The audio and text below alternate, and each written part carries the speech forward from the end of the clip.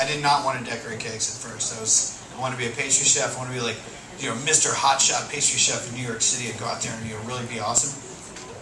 And I was on my way from California to vaguely to the East Coast. I didn't know where to point my car. I was just kind of driving. And a bunch of my friends were pro-am snowboarders in Vail. And I stopped to see those guys and hang out. And so I'm in Vail and I'm hanging out with those guys. And they were like, hey, you should stay here. Don't go to New York. And I was like, no, but I want to go be a pastry chef in a really hipster restaurant and get magazines. They were like, why? We could live here. And I was like, I could live here. So I went and got a job as a pastry chef at a hotel. So I opened up a bakery in my apartment, and so I would take 2 months off a year, and I would go on tour, and I would go and play music wherever, and then when I was back in Baltimore, I'd make cakes, and that was enough to pay the rent. That was it. It was just me by myself, just chilling.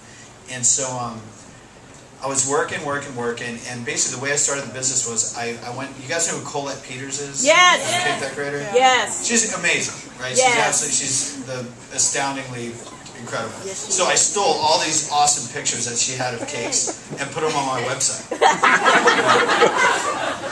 They told me to do that at school. They said, if you want to start a cake business, we steal a bunch of pictures, and then you make them, and then you replace those pictures with your version of whatever that cake was. I was like, okay, cool. This is before I knew what intellectual property was, which I don't have any of. So I put all these pictures on my website, and then I was sitting there, I was decorating cakes one day, and I get a phone call on my cell phone.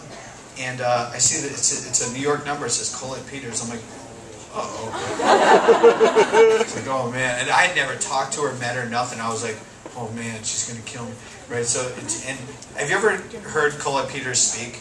She's got this, thick, Minnesota accent, but, with, aggro New York behind it. So she's like, is Duff Goldman there, please? I was like, oh, yeah, this is him. And she's like, do you want to do a cake decorating competition in Beaver Creek, Colorado? And I was living in Baltimore at the time. I was like, yeah, totally, because I could go back and hang out with my friends. I was like, yeah, that'd be awesome, man. She's like, okay, I'll email you all the details. I was like, wow, this would be great. I was like, listen, just so you know, I'm a really big fan. She's like, yeah, I can tell by your website. Took all those pictures down. So anyway, so I go out there and I compete. Now, this wasn't for the Food Network. This is for Bon Appetit. And it wasn't televised. It was in front of a big auditorium, and so I'm sitting there and I'm doing it, and all these pastry chefs show up, and the theme was nature. Okay, now if you're going to make a cake, if you're going to tell a pastry chef, hey pastry chef, make me a cake, and the theme is nature, what are you going to get? You're going to get the seasons, the flowers. So you're gonna get something like that. So I was like, well, I'm gonna do something different. So I brought a bunch of rolled steel. It was like a mill finish rolled steel, and I brought an arc welder with me. Right? And so I made these cakes that look like peaches, and I made this crazy postmodern looking peach tree. And I'm sitting there welding on stage, and I was like, nobody look at the really bright light. And so I'm doing this thing, and I lit the table on fire. And, it was just it was a total disaster. But I made the best cake, hands down. Had these cakes like peaches. These giant stainless steel screw eyes were stuck through the middle of them, and they were all tied up with fishing lines that were hanging from the branches. Right? Everybody else, the guy who came in first, he did these a pretty traditional cake with some pulled sugar flowers. And he did a little stencil of powdered sugar on one of the cakes, and I'm like, yeah, 1970 called. They want their cake back. And the guy who came in second, he did spring, summer, autumn, winter. I could have called that one.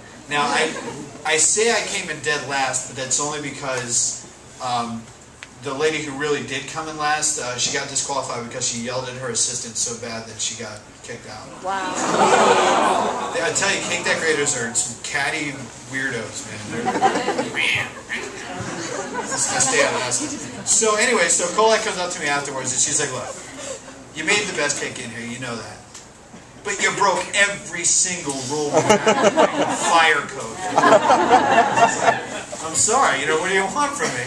And so she calls up Food Network and she's like, Les, all right, here's who came in first, right? And she was scouting for talent. She was scouting for people to be on the Food Network challenges. And she's like, okay, this is the guy who came in first, really technically awesome cake. Here's the guy who came in second, Here's the guy who came, third. Now, there's this other guy. He's insane.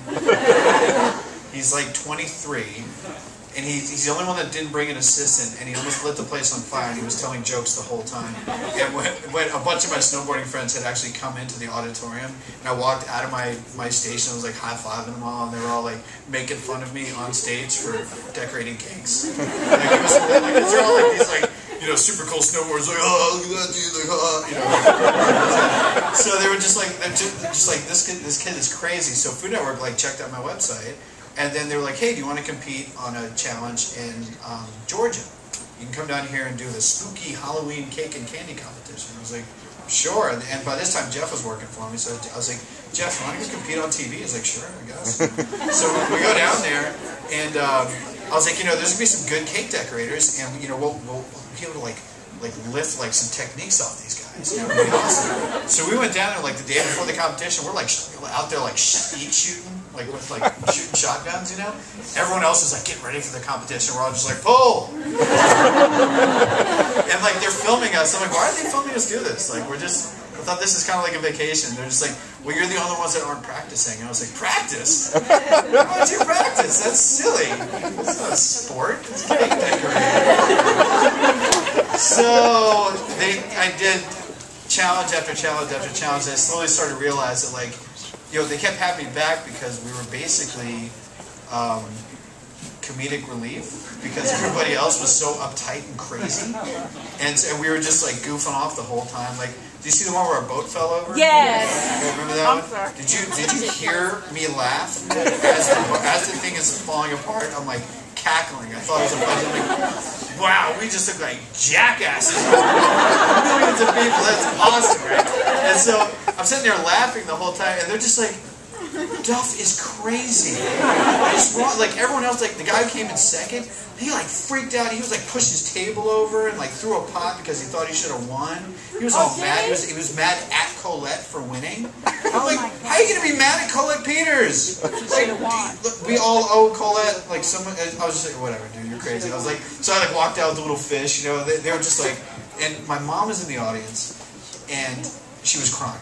Right? She's sitting there, she's bawling, right? Willie, were you there? You weren't there? Alright, so my mom's in the audience, and she's crying, and I walk out there. I didn't realize there was a camera right behind me the whole time. So I walk up to her, I'm like, Mom, it's okay. And she's like, but you're... I was like, Mom, don't worry about it. Watch, they're probably going to give me my own show after this. I'm just trying to calm her down.